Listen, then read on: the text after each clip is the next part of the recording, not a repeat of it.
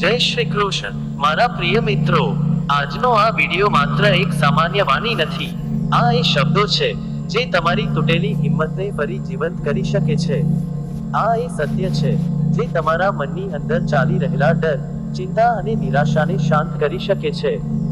જો તમે જીવનમાં વારંવાર હાર અનુભવો છો, જો લોકો તમને સમજી શકતા નથી, જો મહેનત પછી પણ પરિણામ નથી મળતું, તો આજની શ્રીકૃષ્ણ વાણી અંત સુધી જરૂર સાંભળજો, કારણ કે કદાચ ભગવાન આજે તમારા માટે જ આ સંદેશ મોકલી રહ્યા છે. અને મિત્રો, વિડિયો શરૂ કરતા પહેલા દિલથી જય શ્રી રાધે કૃષ્ણ જરૂર લખજો, કારણ કે જ્યાં કૃષ્ણનું નામ લેવાય છે ત્યાંથી દુઃખ અને અંધકાર ધીમે ધીમે દૂર થવા લાગે છે. શ્રી કૃષ્ણ કહે છે, મનુષ્યના જીવનમાં સૌથી મોટો શત્રુ બહારનો માણસ નથી, પણ તેના પોતાના મનમાં રહેલી આળસ, ડર અને નકારાત્મક વિચાર છે. જે વ્યક્તિ આખો દિવસ ફક્ત વિચારે છે પણ કામ શરૂ કરતો નથી, તે ક્યારેય સફળ થતો નથી. સમય ખૂબ શક્તિશાળી છે. સમય એક ગરીબ માણસને રાજા બનાવી શકે છે અને અભિમાનમાં જીવતા રાજાને રસ્તા પર પણ લાવી શકે છે. તેથી જીવનમાં ક્યારેય સમયને વ્યર્થ ન ગુમાવો, કારણ કે ગુમાવેલો પૈસા પાછા આવી શકે, પણ ગુમાવેલો સમય ક્યારેય પાછો આવતો નથી. શ્રી કૃષ્ણ કહે છે, જે માણસ પોતાની જાત પર વિશ્વાસ રાખે છે, તેને દુનિયાની કોઈ શક્તિ લાંબા સમય સુધી રોકી શકતી નથી. અને જેને પોતાના પર વિશ્વાસ નથી, તેને હજારો લોકોનો સાથ મળ્યો હોય તો પણ તે અંદરથી હારી જાય છે. એકવાર દાનવીર કર્ણે ભગવાન શ્રી કૃષ્ણને પૂછ્યું, હે પ્રભુ, મારા જીવનમાં જ દુઃખ કેમ લખાયા? જન્મ થતાં જ માતાએ ત્યાગ કર્યો, સમાજે અપમાન આપ્યું, ગુરુએ સ્વીકાર્યા નહીં, મને હંમેશા નીચો બતાવવામાં આવ્યું, આમાં મારો શું દોષ? ત્યારે ભગવાન શ્રી કૃષ્ણ સ્મિત કરીને બોલ્યા, હે કર્ણ, તને લાગે છે કે ફક્ત તારું જીવન જ મુશ્કેલ હતું? મારો જન્મ જેલમાં થયો હતો, જન્મ સાથે જ મૃત્યુ મારી રાહ જોઈ રહ્યું હતું. મારે બાળપણમાં માતા પિતાથી દૂર થવું પડ્યું, મારા પર અનેક હુમલા થયા, મારી ગાયો ચરાવવી પડી, પણ મેં ક્યારેય પરિસ્થિતિઓને મારી કમજોરી બનવા દીધી નહીં. શ્રી કૃષ્ણ આગળ કહે છે, જીવનમાં કેટલી વાર અપમાન થાય છે એ મહત્વનું નથી, પણ તમે તે અપમાન પછી કેવી રીતે ઊભા થાઓ છો એ મહત્વનું છે. કારણ કે જે માણસ તૂટ્યા પછી ફરી ઊભો થાય છે, તેને દુનિયાની કોઈ તાકાત હરાવી શકતી નથી. મિત્રો, ઘણીવાર આપણે વિચારીએ છીએ કે ભગવાન ફક્ત આપણું પરીક્ષણ જ લે છે, પણ સત્ય એ છે કે ભગવાન ક્યારેય નબળા માણસને મોટી જવાબદારી આપતા નથી. તમે આજે જે મુશ્કેલીઓમાંથી પસાર થઈ રહ્યા છો, કદાચ એ જ મુશ્કેલીઓ તમને ભવિષ્યમાં મજબૂત બનાવશે. શ્રી કૃષ્ણ કહે છે, ભૂલ ફક્ત તે માણસથી થાય છે જે કંઈક મોટું કરવાની હિંમત રાખે છે. નક્કામાં લોકો તો આખી જિંદગી બીજાની બુરાઈ કરવામાં જ પસાર કરી દે છે. તેથી લોકો શું કહે છે એ વિચારવાનું છોડો, કારણ કે લોકોનું કામ બોલવાનું છે. આજ તમને હસશે, કાલે તમારી સફળતા પર તાળીઓ પણ એ જ લોકો વગાડશે. જીવનમાં હંમેશા યાદ રાખજો, જરૂરત પૂરી થાય પછી લોકોનો વ્યવહાર પણ બદલાઈ જાય છે. આજ જે લોકો તમારી ખૂબ ઇજ્જત કરે છે, કદાચ કાલે તમને ઓળખવાનું પણ બંધ કરી દે. તેથી દુનિયાની અપેક્ષાથી વધુ પોતાની જાતને મજબૂત બનાવો. શ્રી કૃષ્ણ કહે છે, વધારે બોલવું પણ નુકસાનકારક છે, અને દરેક સમયે ચૂપ રહેવું પણ યોગ્ય નથી. સમજદાર એ જ છે જેને ક્યાં બોલવું, કેવી રીતે બોલવું અને ક્યાં ચૂપ રહેવું તે ખબર હોય. આ 5 જગ્યાએ હંમેશા ચૂપ રહો. પહેલું, જ્યાં તમારા શબ્દોની કોઈ કિંમત ન હોય. બીજું, જ્યાં બોલવાથી કોઈનું દિલ દુભાતું હોય. ત્રીજું, જ્યાં લોકો તમારી વાત સમજવા તૈયાર જ ન હોય. ચોથું, ગુસ્સામાં. અને પાંચમું, જ્યાં તમારું મૌન જ સૌથી મોટો જવાબ બની શકે. મિત્રો, આજના સમયમાં માણસ પૈસા પાછળ એટલો ભાગી રહ્યો છે કે શાંતિ ગુમાવી બેઠો છે. ઘર મોટું થઈ ગયું, પણ દિલ નાના થઈ ગયા. સંબંધો વધી ગયા, પણ લાગણીઓ ખૂટી ગઈ. શ્રી કૃષ્ણ કહે છે, સુખ વસ્તુઓમાં નથી, સુખ મનની શાંતિમાં છે. જે માણસ પાસે ઓછો હોવા છતાં સંતોષ છે, તે દુનિયાનો સૌથી ધનિક માણસ છે. અને જેને બધું મળ્યા પછી પણ ફરિયાદ છે, તે દુનિયાનો સૌથી ગરીબ માણસ છે. જીવનમાં દરેક માણસ તમારી સાથે આખી જિંદગી રહેશે જ એવું નથી.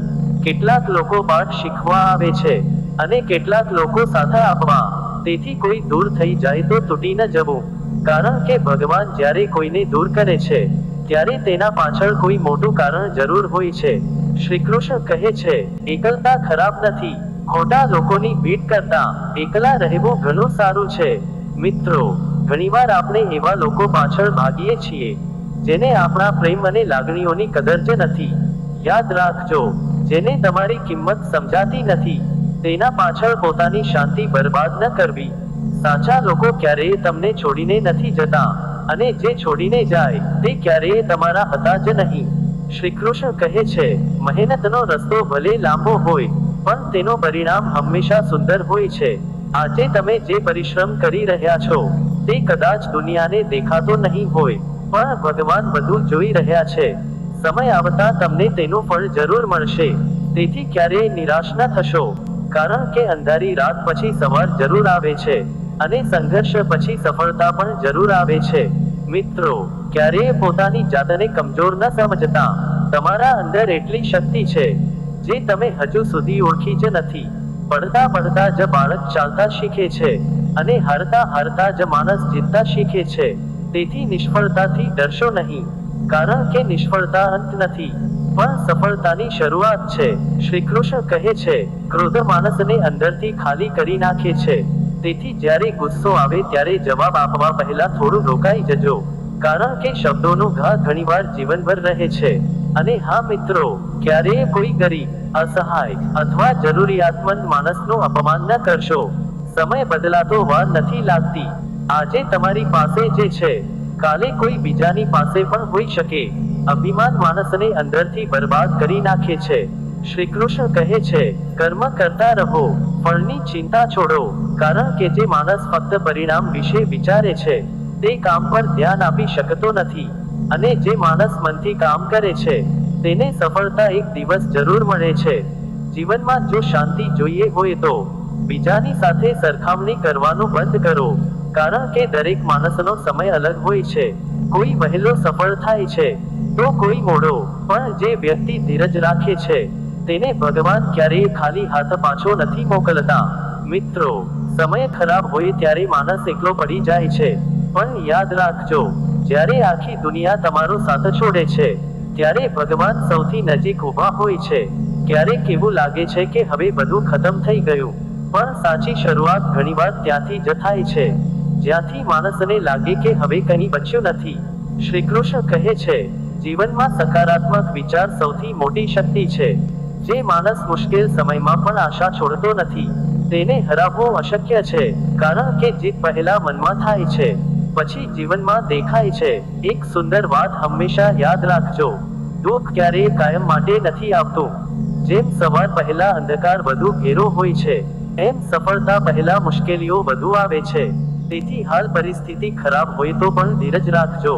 ભગવાન તમને ત્યાં સુધી પરીક્ષા આપે છે જ્યાં સુધી તમે મજબૂત ન બની જાઓ. અને મિત્રો, જો કોઈ તમને સમજી ન શકે તો દુખી ન થશો, કારણ કે હીરાની કિંમત દરેકને સમજાતી નથી. સાચા માણસને દુનિયા ઘણીવાર કડવો કહે છે, કારણ કે સત્ય હંમેશા કડવું લાગે છે. શ્રી કૃષ્ણ કહે છે, સંબંધો પ્રેમથી ટકે છે, જીદથી નહીં. તેથી જ્યાં સંબંધ બચાવવા માટે નમવું પડે ત્યાં થોડું નમી જવું, કારણ કે સંબંધ જીતવાથી વધુ મહત્વપૂર્ણ હોય છે. મિત્રો, આ જીવન ખૂબ નાનું છે, તેથી દરેક દિવસ ભગવાનનો આભાર માનીને જીવજો, કારણ કે જેને તમે સામાન્ય દિવસ માનો છો કોઈ બીજાના માટે એ સૌથી મોટી ભેટ હોઈ શકે છે. અને અંતમાં શ્રી કૃષ્ણની એક ખૂબ સુંદર વાત, જે માણસ મુશ્કેલ સમયમાં પણ ભગવાન પર વિશ્વાસ રાખે છે તેનો ખરાબ સમય એક દિવસ જરૂર બદલાય છે. તેથી ક્યારેય હિંમત ન હારશો, મહેનત કરતા રહો, સાચા રસ્તા પર ચાલતા રહો, અને ભગવાન પર વિશ્વાસ રાખો, કારણ કે સમય જ્યારે બદલાય છે ત્યારે કિસ્મત પણ બદલાઈ જાય છે. મિત્રો, જો ભગવાન શ્રી કૃષ્ણની આ વાણી તમારા દિલને સ્પર્શી ગઈ હોય તો કોમેન્ટમાં જય શ્રી રાધે કૃષ્ણ જરૂર લખજો. વિડીયોને લાઈક અને શેર કરજો, અને આવી જ આધ્યાત્મિક અને પ્રેરણાદાયક વાણીઓ સાંભળવા માટે ચેનલને સબસ્ક્રાઇબ જરૂર કરજો. ધન્યવાદ. જય શ્રી રાધે કૃષ્ણ.